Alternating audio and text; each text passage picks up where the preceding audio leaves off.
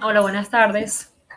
Mi nombre es Nilson Machado. Es un placer y un gusto tenerlos el día de hoy. Estoy en la parte de la gerencia comercial de Cabla y el día de hoy tenemos una participación muy especial con uno de nuestros socios comerciales desde hace un par de años y que definitivamente con el pasar de estos tiempos, la verdad es que la parte de la innovación se refuerza con el producto que ofrecemos y bueno, obviamente con todo esto es ofrecerles a ustedes soluciones rápidas, oportunas y que le permitan de alguna manera pues facilitar un poco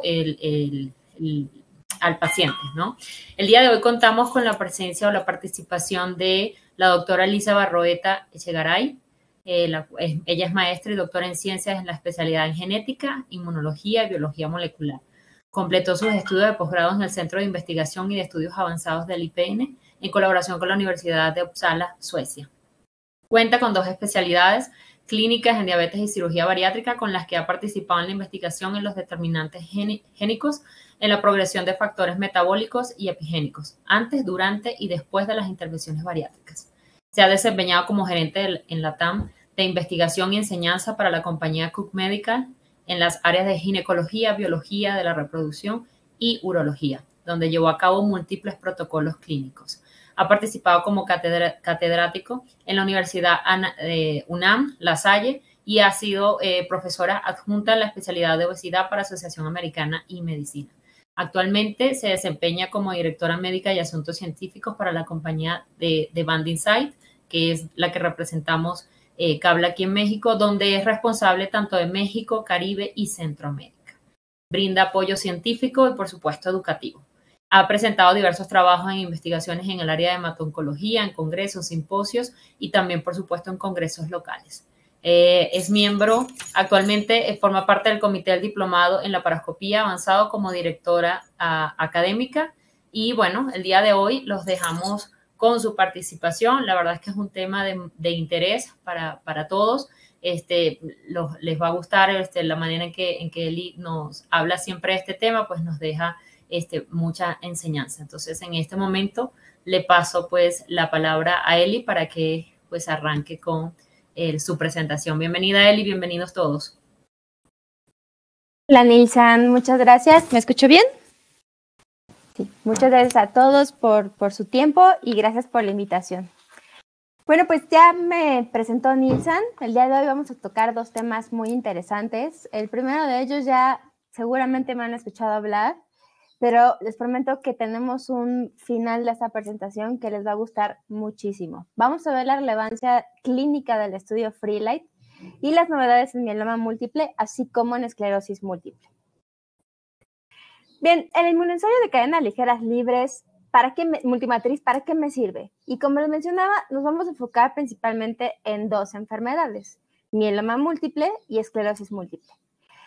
Seguramente ustedes están familiarizados al escuchar Freelight, que es la marca que representamos cuando hablamos de mieloma múltiple. Y algo que está actualmente muy novedoso es el tema de la esclerosis múltiple. Al terminar este webinar, yo esperaría que nos quedáramos con el conocimiento de las novedades, las ventajas clínicas de utilizar el reactivo correcto para estas enfermedades y cuáles son las otras ventajas como diagnóstico temprano que nos puede dar utilizar este reactivo Freelight. Así que bueno, primero les presento este inmunoensayo. Es un inmunoensayo potenciado con látex que detecta única y exclusivamente las cadenas ligeras en su forma libre. Binding Insights es una casa comercial que fue fundada en Birmingham, Inglaterra. Y uno de los reactivos, el reactivo principal, es el reactivo de Freelight. Este como tal tiene su epítope de reconocimiento en la superficie oculta entre la cadena pesada y la cadena ligera. Y por lo tanto, solamente va a reconocer a las cadenas ligeras, kappa y lambda, cuando se encuentran en su forma libre.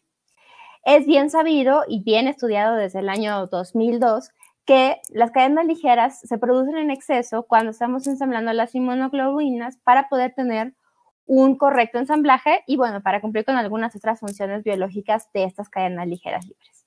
Es muy importante tomar en cuenta que este reactivo nosotros lo manejamos multimatriz cuando lo conocemos como Freelight MX y podemos procesarlo en suero, en orina y en líquido cefalorraquídeo. Cuando encontramos únicamente el reactivo Freelight, lo vamos a encontrar exclusivamente para suero. Muy bien, vamos a hablar del mieloma múltiple. El mieloma múltiple es una de las enfermedades que a mí más me apasionan y de las que me encanta hablar. Biológicamente es una entidad que nos da para estudiar de más. Tiene muchas variantes, tiene muchas cosas que la hacen especial. Tan es así que en los últimos años las farmacéuticas han desarrollado muchos medicamentos para el tratamiento de esta enfermedad, siendo una enfermedad que es técnicamente rara y que es una enfermedad del paciente añoso. Desde mi punto de vista y desde el punto de vista de muchos expertos a nivel global, no es una enfermedad rara, sino que es una enfermedad que se encuentra altamente infradiagnosticada debido a la inespecificidad de sus síntomas.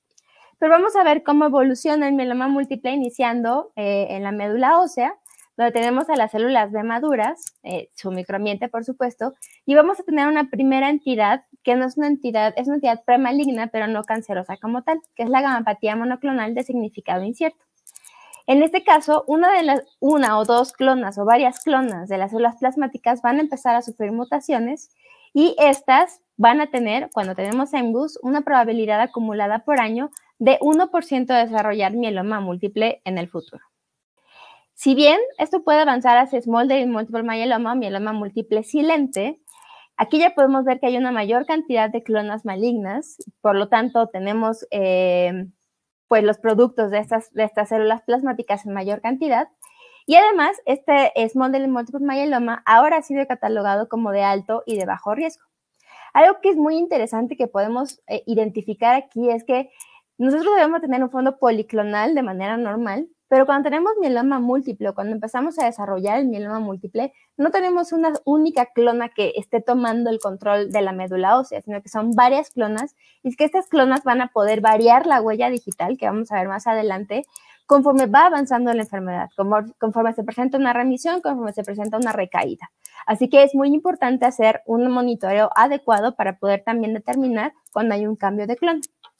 Finalmente, se produce, el Smoldering Multiple Myeloma tiene un 5% de probabilidad de desarrollar mieloma múltiple acumulado por año cuando encontramos de bajo riesgo. Cuando lo encontramos de alto riesgo, como vamos a ver más adelante, ya es sujeto de tratamiento. Y bueno, finalmente tenemos el mieloma múltiple, en donde ya tenemos una cantidad de una clona predominante que está produciendo una proteína monoclonal o este subproducto de las células plasmáticas. Y bueno, finalmente es lo que va a ocasionar todas las complicaciones a órgano blanco que vamos a ver más adelante. Cuando el mieloma múltiple no es controlado, cuando llega una recaída, a veces por alguna clona que no habíamos identificado desde el principio, se puede producir leucemia en las células plasmáticas y eso ya es una entidad bastante grave, donde el paciente pues ya tiene muy poca probabilidad de sobrevida. Yo les decía, la presentación del mieloma es bastante inespecífica. Algo que llama mucho la atención y que quiero que notemos aquí es que en México la edad de presentación es en personas más jóvenes. Anteriormente se hablaba de 68 años promedio para el diagnóstico, pero en México estamos entre el 59 y 60 años, que es mucho menor que el resto de Latinoamérica. Y bueno, si vemos cuáles son los síntomas de un paciente con mieloma, vamos a ver que tiene fatiga, disnea, cansancio, pérdida de peso y dolor óseo, principalmente dolor óseo. Imaginemos que todos estos síntomas tenemos que asociarlos a una patología que no es muy estudiada, que no es muy reconocida generalmente por otras especialidades que no sean hematología. Así que nos vamos a encontrar con el siguiente escenario. En este estudio que se realizó en Inglaterra, tenemos como médicos general practitioners, en la primera, 51 médicos, y están incluidos los médicos internistas. Y podemos ver cuánto tiempo tardan los médicos internistas, que es el primer médico con el que asiste, o el médico de primer contacto con el que asiste el paciente con mieloma, cuánto tiempo van a tardar en hacer el diagnóstico. Y desafortunadamente vemos que de 0 a 3 meses van a detectar a 11 pacientes, entre 3 y 6 meses, 11 pacientes, y más de 6 meses, 29 pacientes. A partir de los 6 meses, el paciente ya comienza a presentar complicaciones bastante severas. Lo mismo pasa con otras especialidades, como puede ser, la ortopedia, que nos vamos hasta los 6 meses también, un médico en general, entre otros. Un hematólogo es mucho más probable que lo detecte de primera vez, pero es mucho más raro que se presente primero con los síntomas que tiene ante el hematólogo.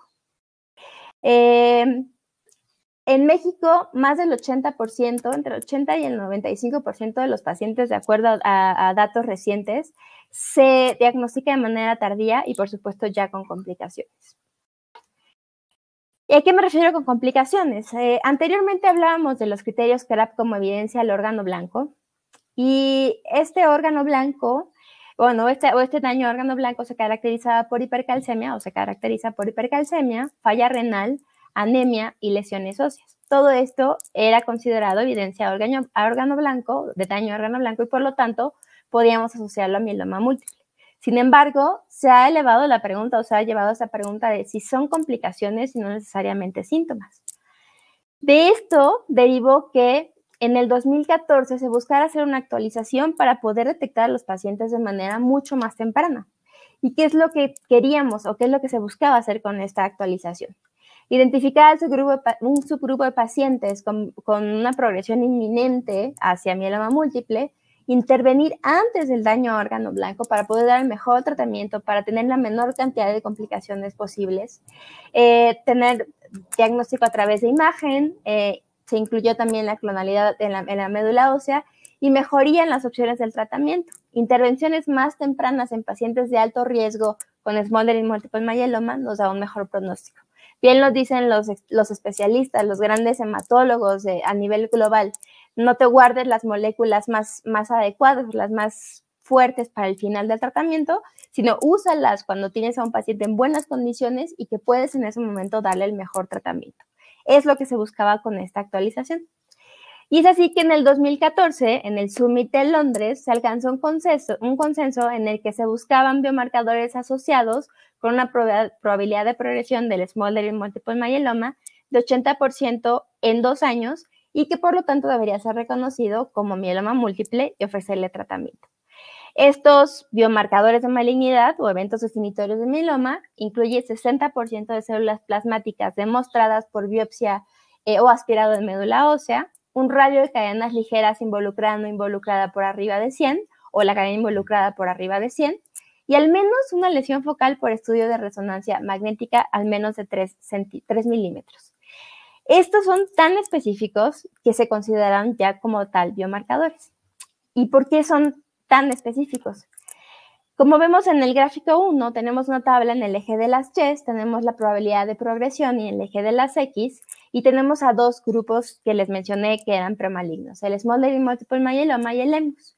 Mientras vemos que la progresión del MGUS es una progresión probablemente lineal, lo que podemos ver que sí tiene una línea de tendencia o que es lineal, en la parte del smoldering multiple myeloma encontramos un grupo de pacientes que está aquí, que hace que no se tenga una línea de tendencia o que no se alinee esta tendencia. Y por lo tanto decidieron tomar este grupo de pacientes para analizar qué era lo que los caracterizaba para que evolucionaran mucho más rápido hacia mieloma múltiple. En la figura 2 o en las figuras 2 vemos que el grupo de Mariví Mateos analizó qué pasaba si se le daba tratamiento a estos dos grupos de pacientes y veíamos que aquellos grupos que, bueno, en la energía de las Y, tiempo libre hacia la progresión y los meses, aquellos pacientes que tuvieron tratamiento tuvieron un mayor tiempo sin progresión versus aquellos que se dejaron en observación, aún sin presentar criterios CRAP. Lo mismo en la sobrevida global. Aquellos pacientes que tuvieron tratamiento versus los que tuvieron observación tuvieron una mejor sobrevida global que aquellos que tenían, que no se les dio tratamiento, que se quedaron solamente en observación, que eran los criterios previos. De tal forma que así surgieron estos criterios o biomarcadores de malignidad y uno de ellos son las cadenas ligeras libres. Esto incluye la diferencia de las cadenas ligeras libres involucrada o no involucrada, y en esta guía en particular, en este estudio, fue medido a través del estudio Freeland. ¿Qué nos dice? La probabilidad de progresión en este gráfico en el eje de las Y versus el tiempo en años desde el momento del diagnóstico del smoldering multiple myeloma. Vemos que en el primer gráfico, en la primera línea, en la parte superior, cuando el paciente tiene más de 100 miligramos por decilitro de cadena ligera involucrada, el paciente va a desarrollar mieloma múltiple a los 15 meses, versus aquel paciente que tiene menos de 100 o igual a 100 miligramos por decilitro de cadena ligera involucrada, que va a desarrollar mieloma múltiple en 55 meses. Eso nos da 40 meses de diferencia, que es toda una vida, es una diferencia para el tratamiento de estos pacientes. Y desde aquí es que se toma en cuenta a Freelight, primero como un marcador, como la marca tal cual, y segundo, a las cadenas ligeras libres como un biomarcador de malignidad para los pacientes con mieloma múltiple. Este es un poco de la huella digital que yo les decía que tenemos que ir siguiendo en mieloma múltiple. Yo les decía, no hay una sola clon en el paciente con mieloma múltiple. Al inicio tenemos una, esta puede ir cambiando. Cuando remitimos una, otra puede sobresalir. Y bueno, al final vamos a tener 3 tipos de mieloma múltiple si lo vemos desde el punto de vista de la expresión de la inmunoglobulina o de la paraproteína. Cuando el paciente expresa principalmente inmunoglobulina intacta, el mieloma se conoce como mieloma de inmunoglobulina intacta. Cuando lo que expresa principalmente es cadena ligera, es un mieloma de cadena ligera libre. Y en aquellos casos donde no es posible detectarlo a través de técnicas electroforéticas, se conoce como un mieloma no secretor. La detección de la proteína monoclonal es fundamental para el diagnóstico y seguimiento del mieloma múltiple. Si bien no es la única prueba que tenemos que hacer para el diagnóstico y se compone de un panel de pruebas para el diagnóstico, sí es lo que nos va a permitir dar un seguimiento mucho más cercano, mucho más económico y mucho más en tiempo real que otras técnicas que se pueden utilizar o que se utilizan. Así que el objetivo es ganar tiempo. Y así fue que se ha planteado este algoritmo de tamizaje para pacientes exclusivamente con mieloma múltiple del Grupo de Trabajo Internacional en Mieloma. Y nos dice que ante la búsqueda de un mieloma múltiple hay que hacer pruebas combinadas de cadenas ligeras libres con electroforesis. Si estas son normales, ambas son normales, es una muy baja probabilidad de que el paciente tenga mieloma múltiple. Si alguna de estas es anormal o ambas son anormales, hay que hacer una inmunofijación para tipificar. Y en este caso estamos hablando de un paciente que posiblemente va a tener un mieloma. Detectar cuál es el tipo de paraproteína que está produciendo, ya sea una combinación de cadenas ligeras con inmunoglobulina o solo cadenas ligeras libres, también nos va a ayudar al pronóstico del paciente. Por ejemplo, un paciente que está produciendo exclusivamente cadenas ligeras libres en una muy gran proporción, es probable que debute con una falla renal y por lo tanto hay que buscarlo en el área de nefrología, ¿no? Si no hemos hecho como un buen reconocimiento. Y también hay que poner foco hacia esa parte, ¿no? Hacia el riñón de mieloma. Y aquí viene la parte justamente de por qué es necesario utilizar las pruebas adecuadas. Mucho se habló muchas veces y por muchos años se utilizó la prueba de Bence-Jones, en donde se detectaban las cadenas ligeras, principalmente en la orina. Tenemos aquí estos ejemplos. Las cadenas kappa tienen un peso molecular de 25 kilodaltones y las cadenas lambda que tienden a dimerizar tienen un peso molecular de 50 kilodaltones.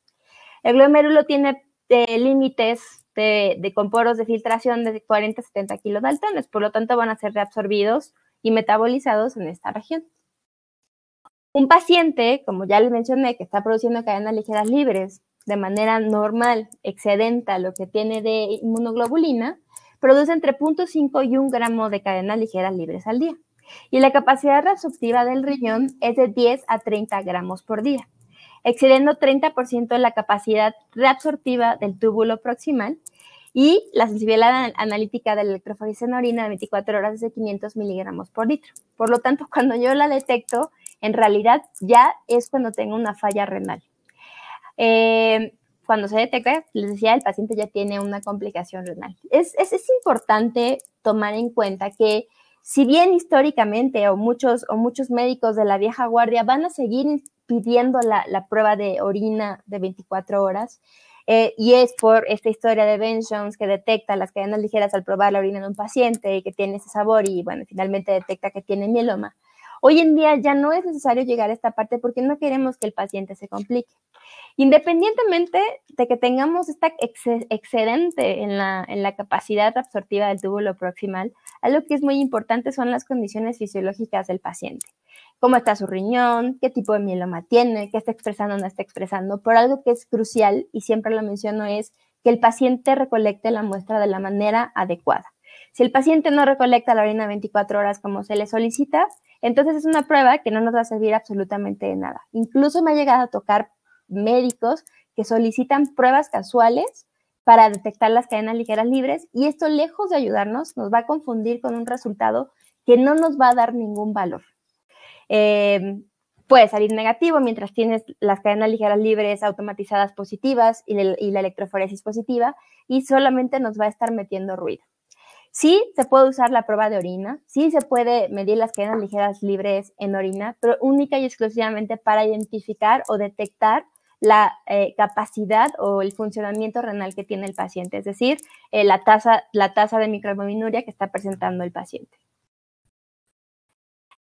Así que las cadenas en orina, pues no son de relevancia clínica, están mencionados en más de 14 artículos justo de los autores de las guías internacionales de trabajo en mieloma que no son de relevancia clínica, y por eso tenemos que utilizar las cadenas en suero, porque es mucho más fácil detectarlas antes de que comiencen a hacer un proceso de filtración a que las detectemos ya, como les mencionaba, después de todo un proceso y con las condiciones del paciente que van a variar entre paciente y paciente.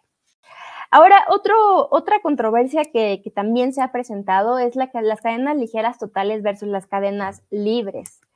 Muchas veces encontramos en el mercado algún reactivo que nos ofrece cadenas ligeras totales y nos las pueden ofrecer como si fueran libres. Ojo con eso. Es muy importante notar que cuando medimos las cadenas ligeras totales, la unidad de medición va a ser de gramos por litro. ¿Y qué me va a medir? Todas las cadenas ligeras que estén junto con una cadena pesada o con una inmunoglobulina, más las cadenas ligeras libres, ¿no? Y ese es el valor que me va a dar. Las cadenas ligeras libres única y exclusivamente van a medir esas cadenas que se encuentran, perdón la redundancia, en su forma libre, como lo vemos en el diagrama. Y van a decir, bueno, ¿y esto en qué me afecta o qué me podría afectar? Tomemos un ejemplo. Un paciente que está produciendo de cadenas ligeras libres, kappa, 500 miligramos por litro. Si yo tengo el radio de normalidad de 6.29 a 10.5 y sumo todas estas cadenas ligeras libres, este 0.5 miligramos, o sea, este 0.5 gramos de cadena ligera, no me va a alterar para nada este radio y por lo tanto estoy perdiendo a este paciente, estoy midiendo todas estas cadenas ligeras.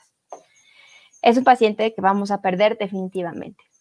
Pero si yo utilizo únicamente las cadenas ligeras que se encuentran en su forma libre, voy a identificar que este paciente tiene 500 miligramos por litro, que está totalmente fuera del rango y que probablemente cuando le aplique el radio kappa sobre lambda, me va a dar un radio alterado con el cual yo puedo identificar que el paciente tiene monoclonalidad.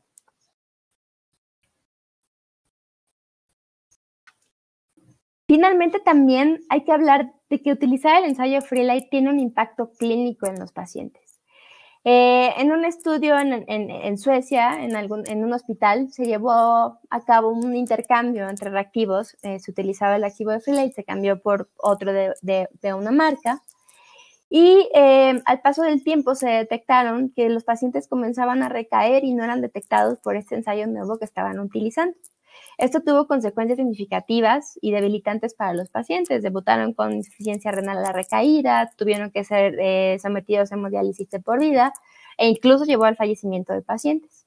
Así que este estudio llevó a cabo este hospital llevó a cabo un estudio comparativo de abril a diciembre del 2022, midiendo las cadenas ligeras libres anteriores, las que estaban utilizando en el látex versus Freelite, y el objetivo era ver si habían otros pacientes que se hubieran perdido o que estuvieran perdiéndose el diagnóstico o la recaída.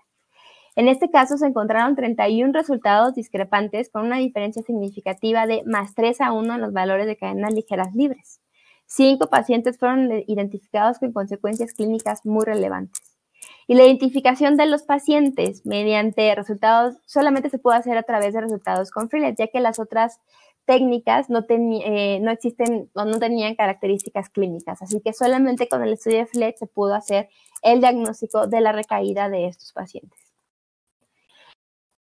Muy importante, lo que ellos dicen es que este estudio reveló 5 casos clínicos en los que el único medio para detectar la progresión de la enfermedad era el estudio de cadenas ligeras libres de Freelite, de los 2 métodos aplicados en paralelo, y sirvió para detectar los cambios relevantes. Vale la pena ni siquiera decir que regresaron al estudio de Freelite.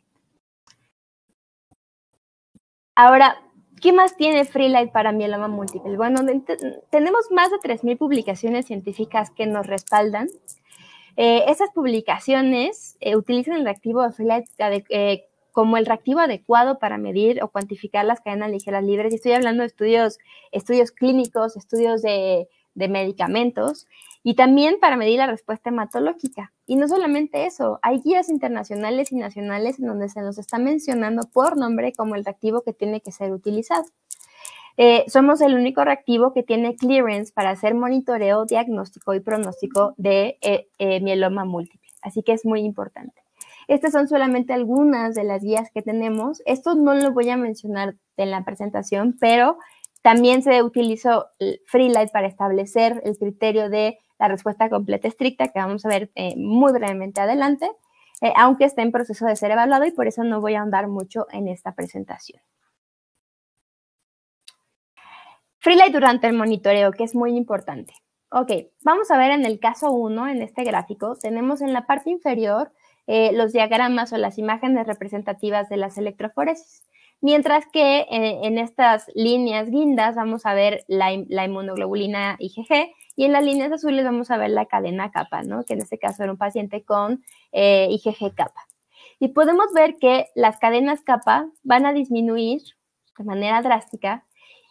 Incluso en este momento, al día 200 después de la presentación, tenemos una respuesta perfecta, una respuesta que incluso correlaciona con 0.1% de células plasmáticas clonales en médula ósea, algo que no se refleja en la electroforesis. Aquí vemos una sombra, ¿no? Que esto nos puede indicar o nos podría indicar que el tratamiento no está funcionando. Esto se debe en muchos factores, tiene que ver con el corrimiento electroforético, con las características de la técnica y muy importante también con el reciclamiento, sobre todo de la inmunoglobulina IgG, que es el mieloma más común, que vemos que mientras menor es la concentración, mayor es el tiempo de vida que tiene esta cadena, esta inmunoglobulina. Por lo tanto, vamos a seguirla viendo en las electroforesis. Y vemos que este paciente recae, empezamos a notar una recaída a partir del día como quizá 900, 850, y es una recaída bioquímica franca en el día 1000, que es cuando ya la detectamos, y en ese momento el paciente ya está haciendo una falla renal, cuando podemos haber detectado la recaída desde hasta 100, 150 días antes. Nuevamente el paciente tiene una remisión, y por último, seguimos monitoreando y aquí vemos cómo se ve este sombreado del paciente, ¿no? en las electroforesis. Por otro lado, tenemos la inmunofijación. La inmunofijación es conocida por ser un poco más sensible. Y en este caso, la inmunofijación, vamos a ver que los circulitos blancos son las inmunofijaciones negativas. En el eje de las Y vemos el valor de lambda y en el eje de las X vamos a ver el tiempo desde el trasplante de médula ósea. Y vemos que estos pacientes, estamos analizando recaída bioquímica. Vemos que la inmunofijación de estos pacientes se presenta negativa hasta el mes 19 y es en el mes 21 cuando la inmunofijación se muestra positiva. Mientras que con las cadenas ligeras libres, lambda, nosotros a partir del mes 15 pudimos detectar, o se pudo detectar que este paciente estaba teniendo una recaída bioquímica y se pudo haber hecho alguna acción sobre este paciente. El grueso de las pruebas de mieloma de cadenas ligeras libres están durante el monitoreo.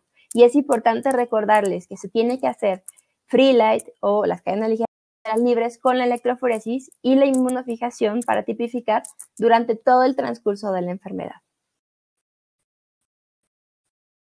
Y es justamente esta es la parte a la que quería llegar, en donde decimos, ok, let's go back to basics. Tenemos muchas pruebas citogenéticas, tenemos pruebas las técnicas de FISH, tenemos citometría de flujo que se puso muy de moda, que si el Euroflow, que si tenemos ahora secuenciación de siguiente generación, que si ahora viene la espectrometría de masas, que también es una tecnología en desarrollo. Sí, pero es muy importante entender que mientras yo esté detectando en pruebas serológicas una proteína monoclonal a través de las cadenas ligeras libres, la electroforesis y la inmunofijación, no tiene sentido hacer un gasto excesivo o un gasto innecesario en un paciente para medir enfermedad mínima residual. ¿Por qué? Porque el paciente va a seguir dando positivo para enfermedad mínima residual. Y es entonces que se hablaba de la respuesta completa estricta, donde negativizamos o normalizamos el radio de cadenas ligeras libres como pasaporte para pasar y medir entonces sí la enfermedad mínima residual por la técnica que ustedes quieran, aunque hoy en día sabemos que pues está tendiendo más hacia la espectrometría de masas y la secuenciación de siguiente generación. Así que es muy importante saber que es en este momento cuando podemos pasar a hacer técnicas mucho más complejas y que nos van a servir o que nos van a ser útiles y que podemos entonces, sí, bueno, impactar el costo en el paciente. Hasta antes de eso no es necesario.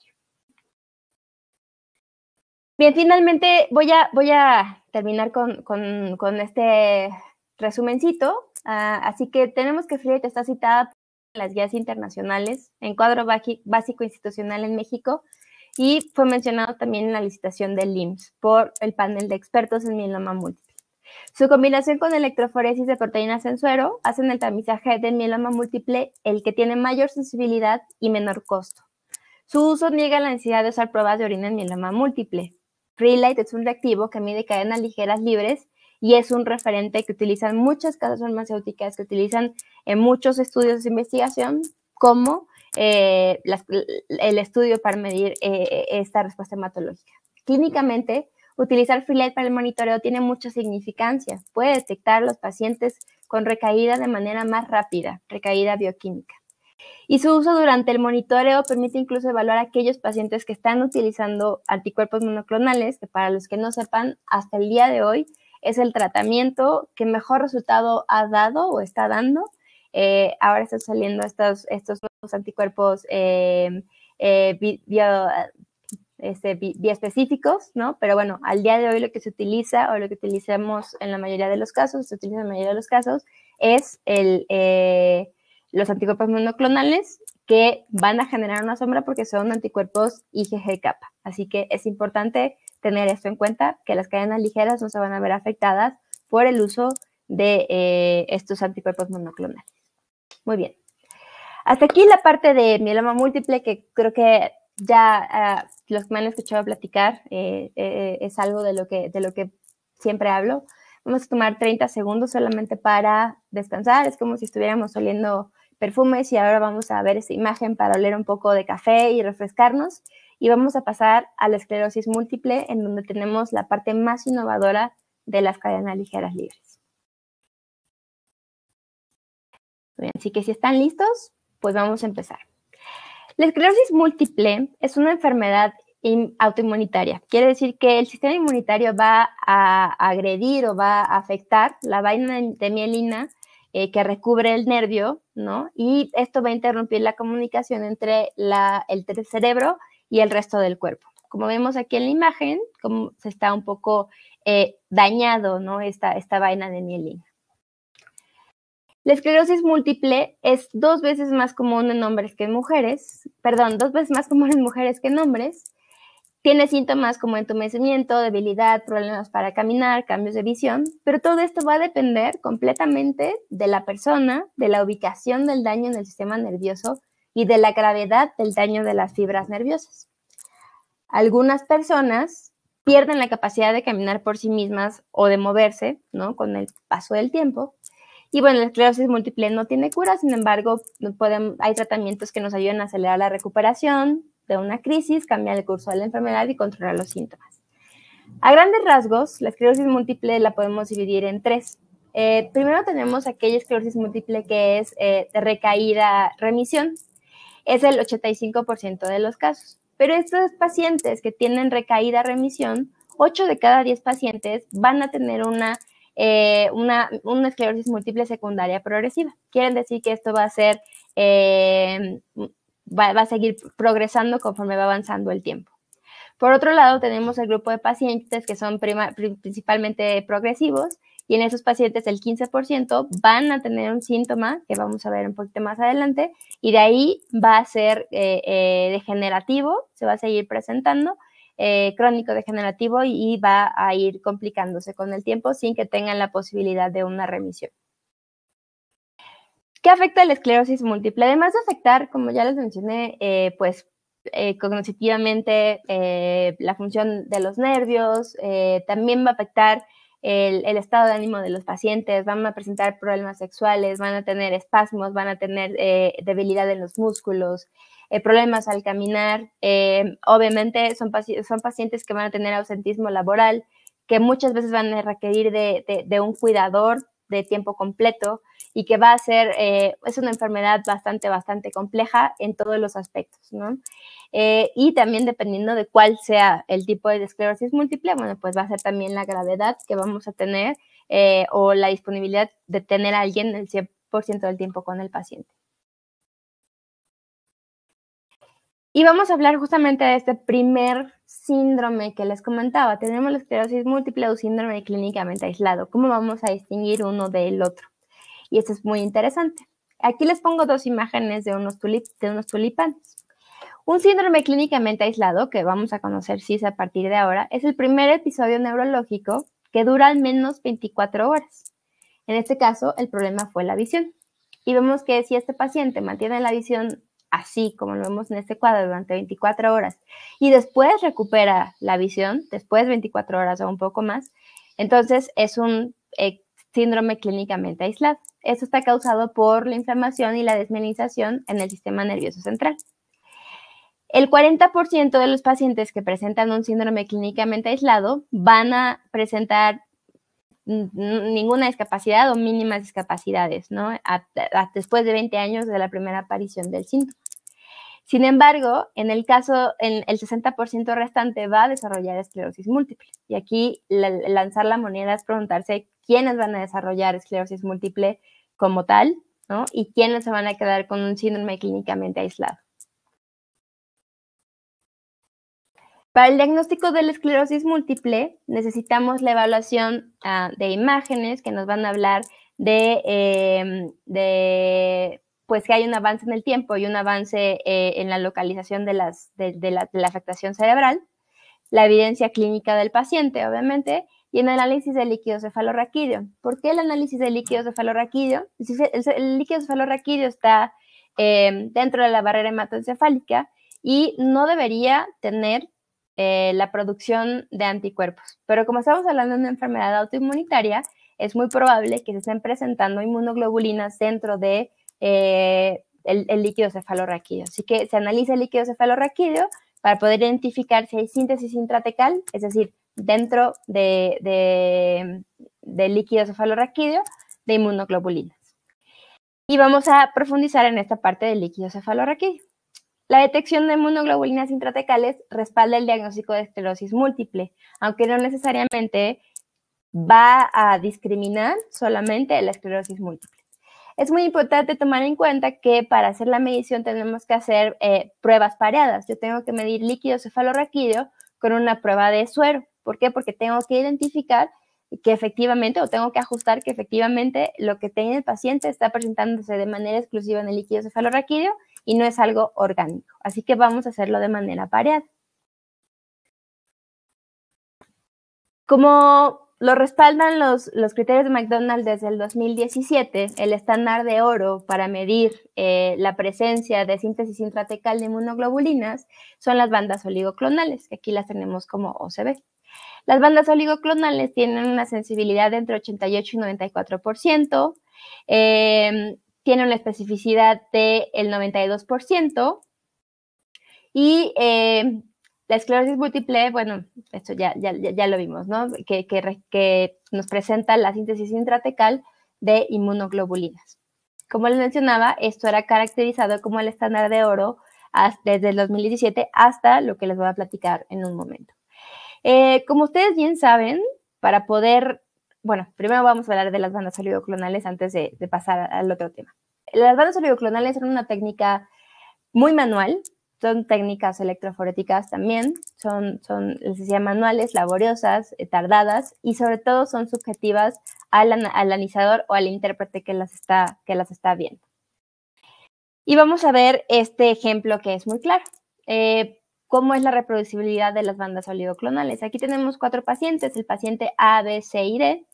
En este caso, mientras que, se requieren de 2 bandas oligoclonales en el carril del líquido cefalorraquídeo y ninguna banda o todo normal en el carril del suero. Tenemos 4 pacientes, A, B, C y D. Y estos se analizaron estas bandas en 20 laboratorios. Mientras vemos que en el paciente A, el 100% tuvo concordancia, que era un paciente negativo, no veo bandas aquí ni veo bandas en el suero. Los pacientes B y C se identificaron varias bandas anormales en el líquido cefalorraquídeo, más no en el suero. El paciente D fue el que ocasionó la mayor controversia. Mientras 13 laboratorios comentaban que era positivo, 7% de los laboratorios comentaron que eran negativos. Es muy subjetivo. Si a mí me preguntan, yo solamente alcanzo a ver una banda y nuevamente esto solamente refleja la subjetividad a la que puede ser, a la que es sujeta a estas bandas oligoclonales. En un estudio más se analizaron 3 centros y bueno, cuando tenemos ausencia de bandas oligoclonales, en general el agreement entre ellos fue de 0.667, ¿no? Es un agreement moderadamente bueno. Cuando vemos que tienen una única banda, pues todos concordaron. Cuando vemos que tienen de 3 a 4 bandas, en su mayoría tuvieron concordancia. Cuando tuvieron más de 5 bandas, tuvieron concordancia. Pero ¿qué pasa cuando estamos buscando las 2 bandas, que son las que nos detectan o con las que hablamos específicamente de la esclerosis múltiple? En este grupo específicamente, la detección fue prácticamente dispar, ¿no? Aquí no fueron identificados, uno dijo que uno de los centros no lo identificó, otro dijo que solamente tenía una banda, y por lo tanto el agreement bajó tanto, ¿no? Que pues nos muestra que no es específicamente un estudio que sea objetivo y que nos pueda dar un resultado como tal. Sin embargo, sigue siendo el estándar de oro. Y ahora sí, viene la parte de las cadenas ligeras libres. La revisión de los criterios McDonald del 2024, el año pasado, en el Congreso de Extremes, se mencionó el índice kappa como una herramienta para el diagnóstico de la esclerosis múltiple. Vamos a ver por qué es importante este estudio. Los métodos alternativos, como ya les mencioné, pues está el índice kappa o las cadenas ligeras kappa. De la misma manera, tenemos que utilizar pruebas pareadas que nos van a incluir la muestra de suero y la muestra de líquido cefalorraquídeo. Si produzco inmunoglobulinas intactas dentro de manera intratecal, entonces se van a producir cadenas ligeras libres también. ¿Y por qué medir las cadenas ligeras libres y no la inmunoglobulina, que es lo que miden las bandas oligoclonales? Porque esto me va a dar una sensibilidad mucho mayor y por lo tanto, por muy poco que yo produzca de cadenas ligeras libres, va a ser mucho más sencillo de detectar o mucho más sensible de detectar que si yo trato de identificar inmunoglobulinas intactas, porque este tiene un umbral de detección mucho más amplio. Y durante muchos años, alrededor de 25 años, he estudiado el índice kappa. Los estudiosos de la esclerosis múltiple han visto este índice kappa. Han logrado desplazar el índice de IgG, que era algo que se estaba proponiendo en años anteriores. Y ahora tenemos este índice kappa, en donde tenemos que medir exactamente el radio entre las cadenas ligeras kappa en líquido cefalorraquídeo y en suero, y lo tenemos que dividir entre el cociente de la albúmina en líquido cefalorraquídeo y la albúmina en suero. Y eso nos va a dar un índice, ¿no?, que nos va a identificar al paciente que tiene esclerosis múltiple o no tiene esclerosis múltiple. Vamos a ver el siguiente gráfico, a ver si esto queda un poco más claro. Mientras que en el primer diagrama tenemos que el valor de las cadenas kappa en líquido cefalorraquídeo es normal, las cadenas kappa en suero también están normales y la albúmina en suero, en líquido cefalorraquídeo es normal y la albúmina sérica es normal, nos indica que el paciente tiene niveles normales de cadenas kappa intratecal y por lo tanto es un paciente sano. Cuando vemos a un paciente con unas cadenas ligeras kappa elevadas en líquido cefalorraquídeo, normales en suero, pero el nivel de albúmina elevado en líquido cefalorraquídeo, lo más probable es que este paciente tenga una ruptura o una falla de la barrera hematoencefálica y por lo tanto podemos descartar esclerosis múltiple y analizar alguna otra enfermedad neurológica que nos esté agravando o que nos esté ocasionando este aumento de albúmina dentro del líquido cefalorraquídeo. Finalmente, cuando yo tengo un paciente con cadenas ligeras kappa elevadas en líquido cefalorraquídeo, normales en suero, y un nivel normal de albúmina en líquido cefalorraquídeo, estamos hablando de un paciente con niveles de producción intratecal de cadenas ligeras libres elevadas y por lo tanto un paciente que puede ser que tenga esclerosis múltiple. Hasta este momento, esta es una prueba nueva y como saben, para poder decir que esta prueba es adecuada, tenemos que compararla con el gold estándar, ¿no? Para poder decir que son intercambiables. Para esto se hizo un metaanálisis donde se analizaron 32 estudios, donde se identificaron cuál era la sensibilidad del índice kappa comparado con las bandas oligoclonales. Y podemos ver que tiene una muy buena concordancia. Se incluyeron 3.322 pacientes con un síndrome clínicamente aislado o esclerosis múltiple y 5.849 controles. Y podemos ver en este caso que se discriminaron perfectamente los pacientes controles y también podemos ver que tienen una muy buena concordancia ambas pruebas. Por lo tanto, esto puede hablar de que es un estudio o un ensayo que podría estar reemplazando o no reemplazando, sino que tiene la misma utilidad que tienen las bandas oligoclonales.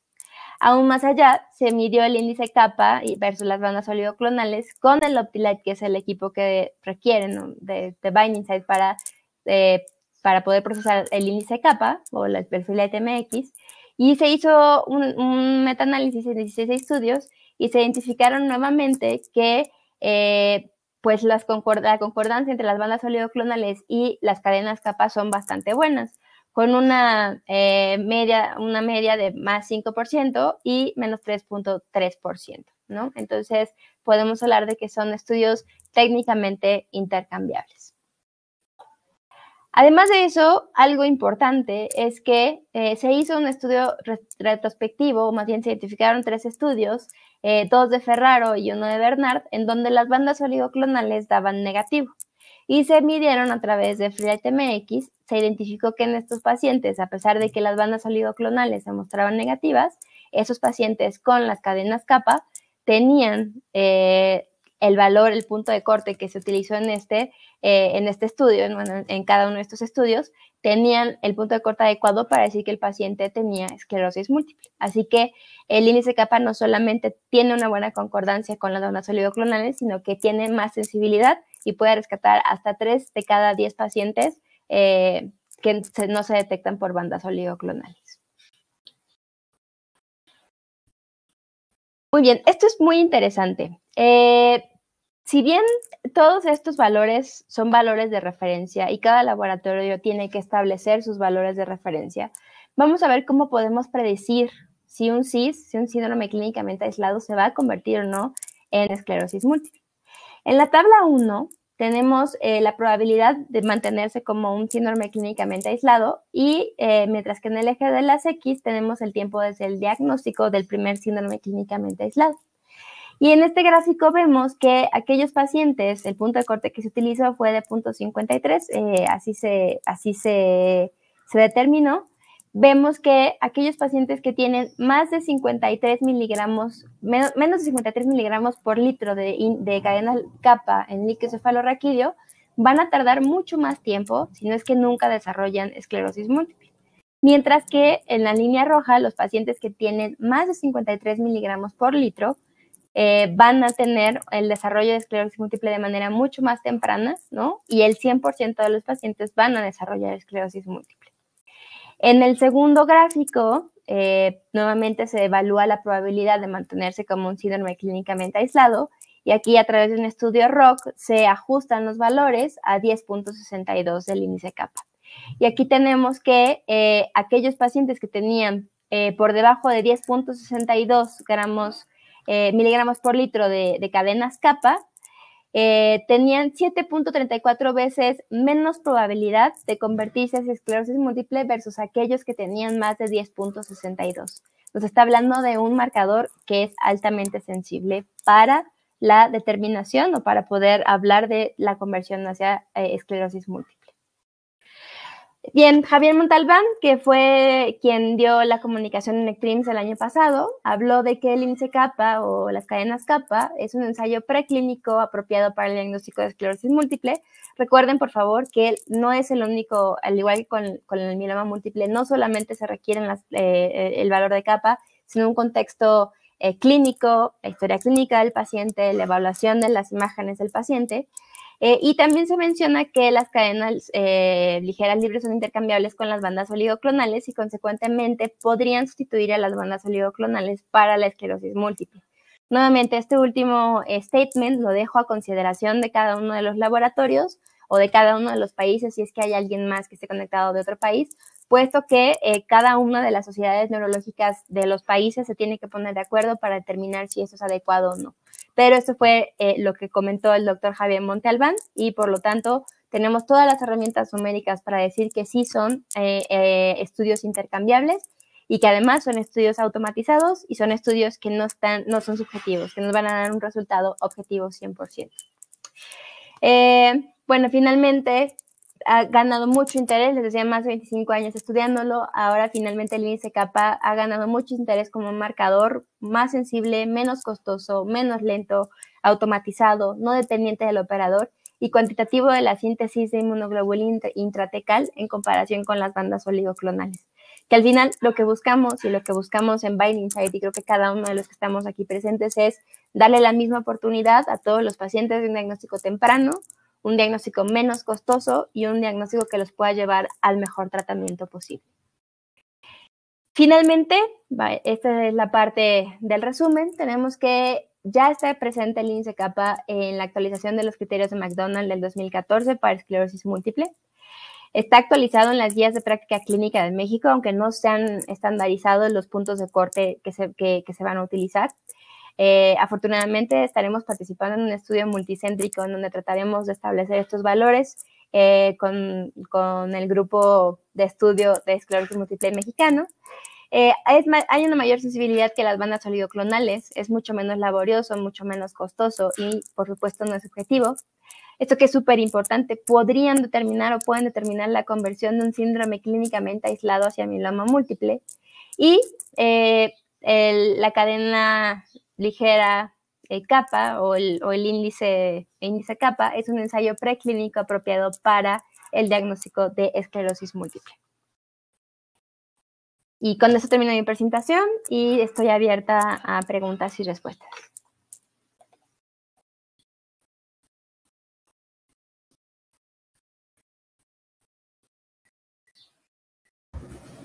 Muchas gracias, Eli.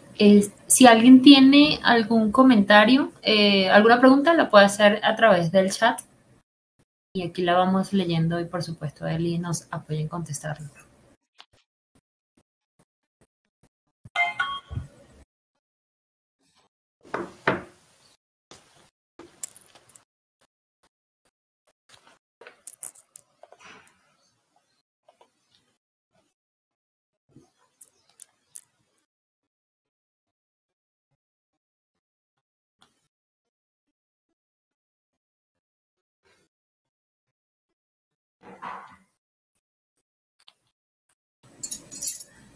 Bueno, Eli, me parece que todo fue entendible.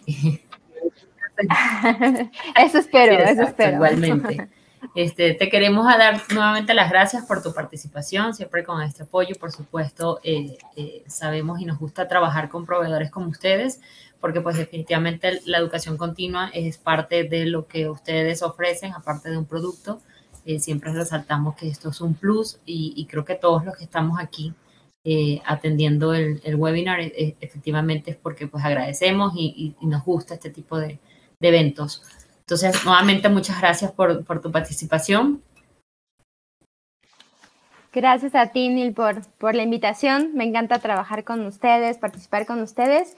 Y bueno, pues recordarles que mayo es el mes de la concientización sobre la esclerosis múltiple y el 30 de mayo es el Día Internacional de la Esclerosis Múltiple. Entonces, unámonos para hacer conciencia sobre esta enfermedad y saber que hay nuevas técnicas diagnósticas que pueden ayudar a sus pacientes de manera mucho más efectiva y oportuna. Correcto. Bueno, nuevamente muchas gracias. Solo les quiero recordar, y bueno, los que no se conectaron desde el inicio, El webinar fue grabado y lo pueden encontrar en la página de Kaplan de YouTube. Si se suscriben y ahí pueden tener pues toda esta plática que nos ofreció hoy la doctora Lisa. Y pues también los queremos invitar. Nosotros constantemente hacemos varios webinars durante el mes. El próximo es relacionado al diagnóstico preciso con respecto a pruebas de PCR para la detección de tricomonas vaginales. Los invitamos también a participar. Es la próxima semana. Y bueno, nada, les agradecemos con, su participación. Cualquier duda, por ahí les dejaron un link para cualquier duda que tengan. Si no la pudieron alcanzar a hacer a través de este chat, con gusto la podemos revisar luego de esto, ¿ok? Un placer para nosotros que hayan participado. Y bueno, muchísimas gracias a todos por estar aquí. Gracias, Eli, y al resto de los compañeros. Gracias, hasta luego, buena tarde.